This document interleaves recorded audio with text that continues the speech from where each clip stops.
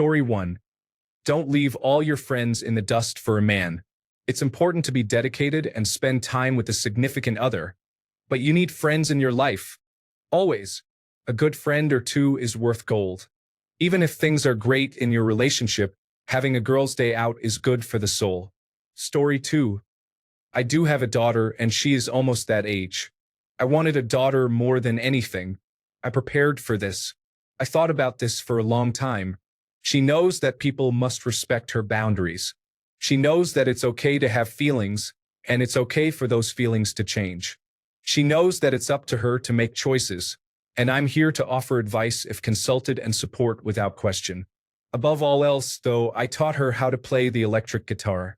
Because I'll be damned if some punk teenage boy knows 4 chords and tries to put the moves on her at a party with some pathetic Ed Sheeran karaoke nonsense. I taught my girl to rip that guitar away from him and embarrass him in front of everyone by shredding a solo. If she's gonna fall for the kid with the guitar, he better be the next Eddie Van Halen. Story 3. Be careful of love bombing. Guys who show lots of love and affection at first, then the mask slips and their true colors show through, but you ignore it. Eventually, the highs and lows become more dramatic, but it's a slow change and easy to ignore.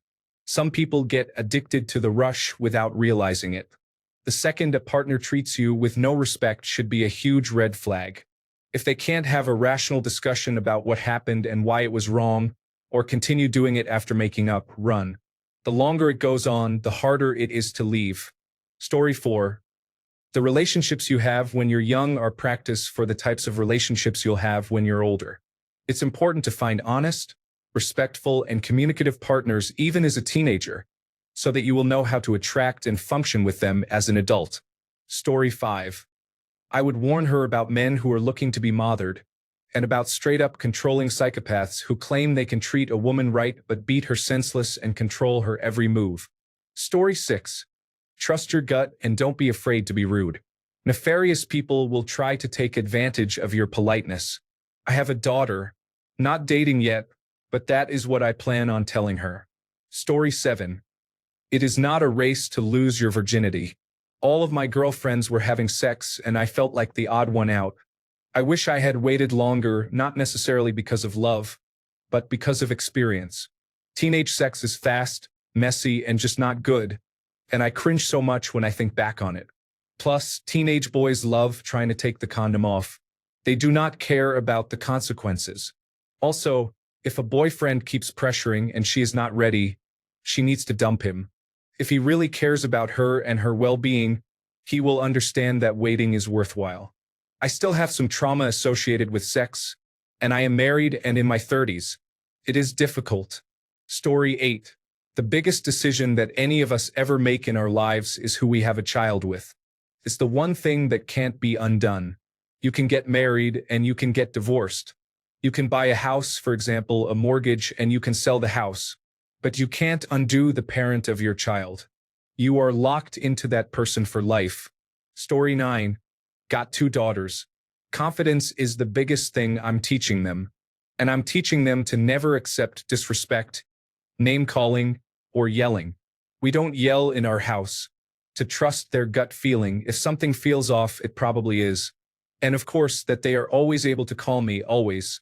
That there's nothing to be ashamed of and I am always here. Story 10. Any man who starts talking about female privilege and woke this, woke that, and traditional roles, or speaks admiringly of Andrew Tate, or has converted to Eastern Orthodox and says he's a white Anglo-Saxon Protestant. Run, do not walk in the opposite direction. Story 11. Not a guy, but please hear me out. Give your daughter the rundown on the games and schemes people play on others. Help her recognize red flags and unhealthy behavior. Teach her to fight and protect herself from men who can't take no for an answer. Story 12. Stay away from men who say things like, "You're so mature for your age." There is a reason women their own age do not want to date them. Know your worth. At a bare minimum, you are deserving of someone who listens when you say no, who treats you like a person, and who loves and cherishes you for who you are. If you ever feel like you are raising a child instead of being in a partnership, leave. Statistically speaking, if he hits things when angry, then he is likely to hit you. Leave. If you stay and he hits you and has a gun in the house, he is likely to kill you next time. Leave. If you want to be a stay-at-home parent, make sure you are married first. If he ever leaves when the kids are gone, then you will not be out years of your life that could have gone towards education or employment to improve your financial stability. Never settle for someone who makes you feel less than. Partners are supposed to help build you up, not tear you down. If you feel like you have become a worse version of yourself with this person, even if they did not mean to, leave. You are not compatible. Story 13. You can change your mind at any point during a physical or sexual encounter. Blue balls is a myth. Just because you warm up the engine does not mean you have to drive the car. It will not physically hurt anything or anyone to shut it down and walk away. Story 14. I tell her that she needs to tell someone where she's going, who she's going with, and when she should be back. Even if it's not me, someone needs to know. I'd also make sure she knows that I don't care what the circumstances are. I will come get her the second she feels unsafe and needs me, and that I have no problem with her using me as an excuse to get out of a bad situation. I'd also want her to know that if any of her friends end up in a sketchy situation and they need help, I'll be there if they want me. Story 15. A no is a no. There is no implied yes. If she feels uncomfortable at all or wants out, then go. There is no obligation to go further than what she wants to. End of discussion. Her body, her choice. Story 16. Ooh, here's a different one. Women are not inherently less likely to be bad partners or abusive. That is to say, if your daughter starts dating women, she should still be aware of how she's being treated because the queer community sometimes treats itself like it's immune to abuse, and it's not. Additionally, just because your daughter is a woman doesn't mean she doesn't need to treat any partner she has with respect, kindness, safety, and dignity. Sitting her down and talking about the fact that she owes her partners the same things you expect them to grant her is important. Could save her life or someone else's one day. Story 17.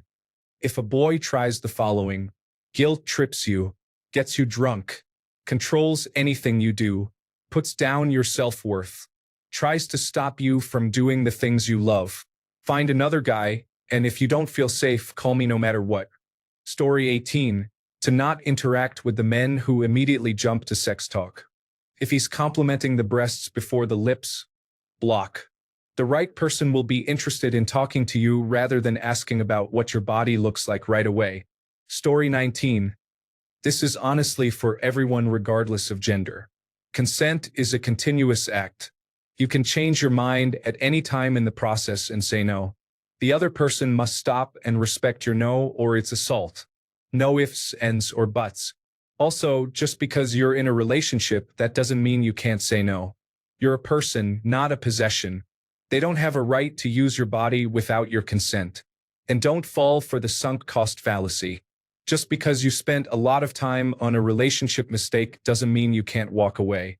You don't have to keep making the same mistake just because you already put effort into it. It's better to realize you wasted a short amount of time than to be miserable for 20 years. Story 20. I'm a mom, but I'd say two things. You can always have sex later or find another way to enjoy yourselves. You cannot put off changing a diaper, making formula, or sending off the child support money.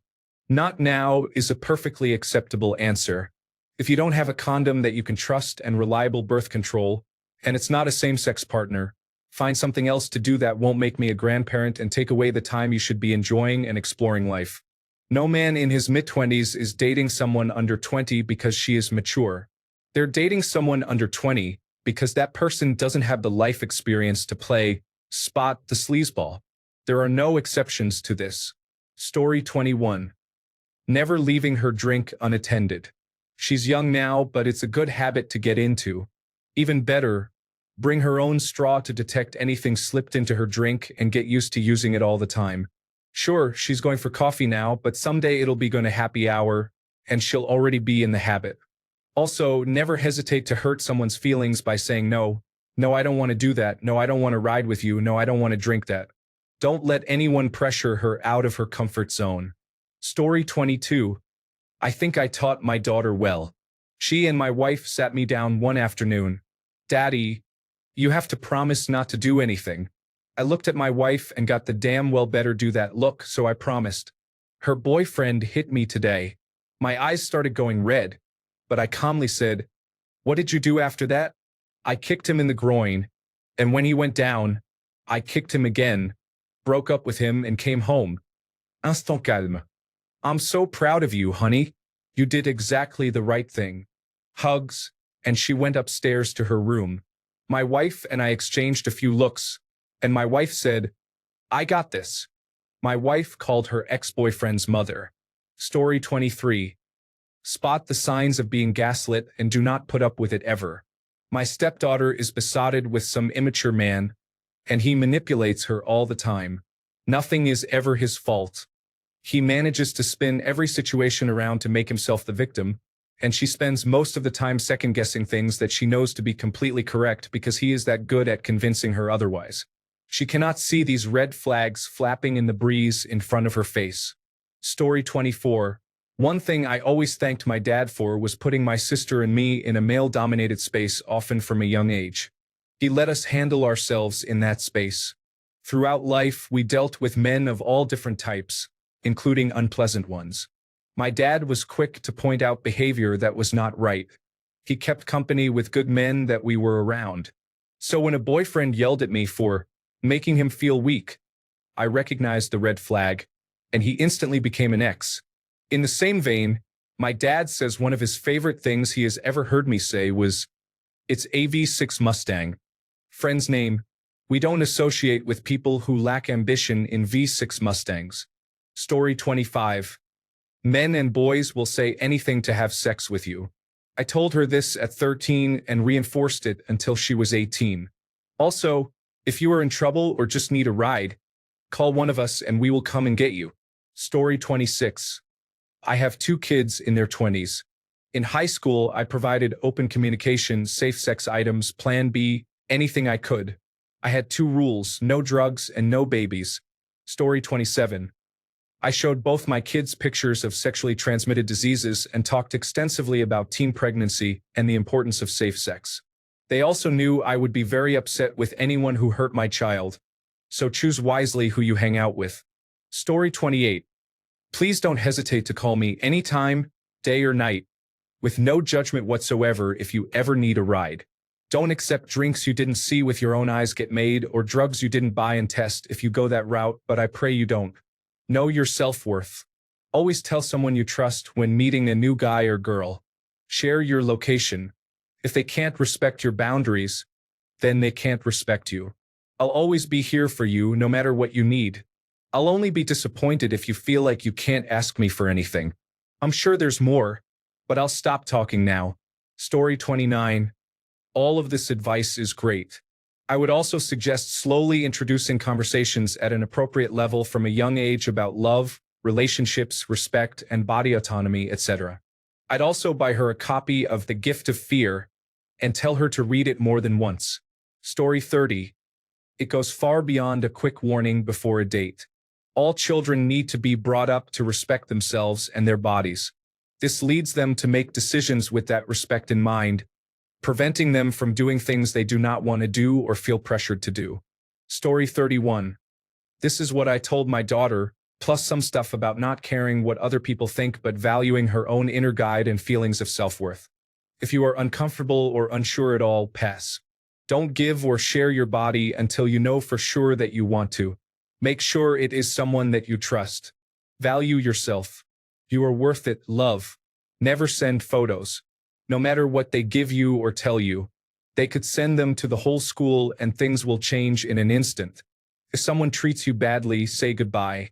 You don't deserve that, no one does. Make sure you're treating people well too. I love you, kid. Story 32. Teenage boys are sex-obsessed, hormone-driven individuals. They will say or do absolutely anything to get you to do things with them.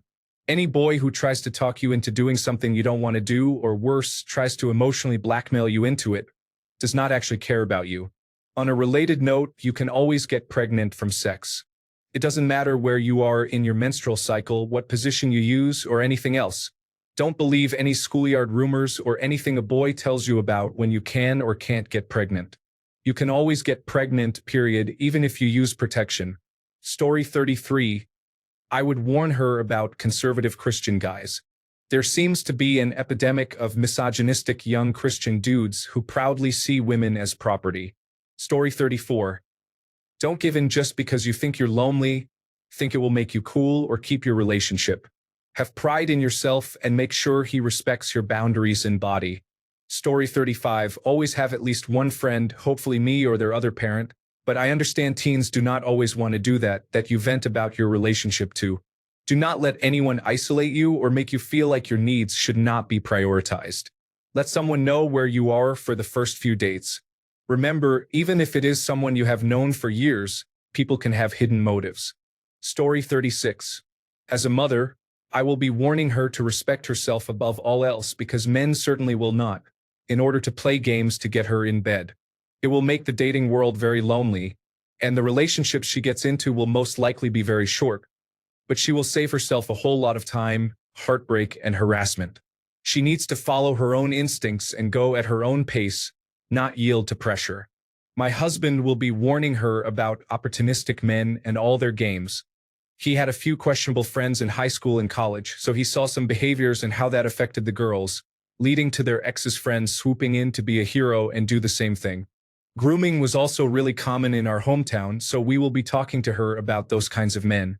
Our son will also be getting these kinds of talks. Women can be just as horrible as men,